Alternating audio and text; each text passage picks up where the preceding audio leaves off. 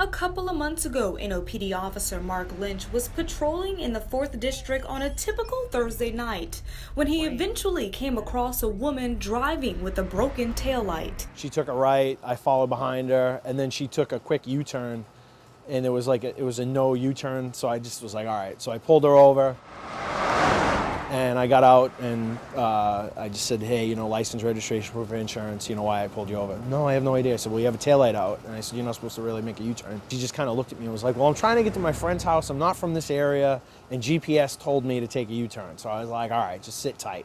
No big deal. So I just, checked her for warrants, made sure she wasn't like Hannibal Lecter or anything like that, and just said, hey, go to AutoZone, get yourself a taillight, and that'll be it. The next day, Officer Lynch decided to stop and grab some coffee before heading home after working most of the day in court. I was in the neighborhood, figured, oh, it's, a 2-minute detour.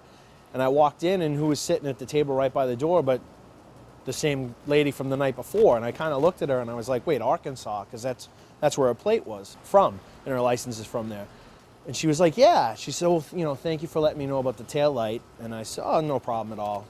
And she was like, I have something for you. And I said, what? I just kind of looked at her. I was like, what are you talking about? She's like, go get your coffee. I have something for you.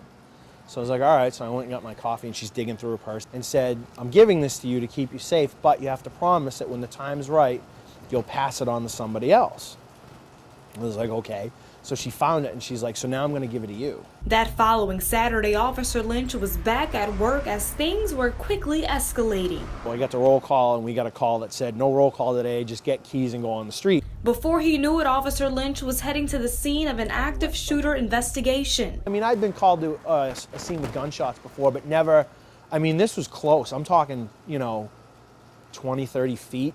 And we didn't know where he was, if he was in the backyard, if he was shooting out of the house. And then it hit me when everything had calmed down and settled down, that in a city of 300,000 people, I pulled over a lady on a Thursday who gives me a medal on a Friday, and then on a Saturday I get shot at for the first time in the line of duty.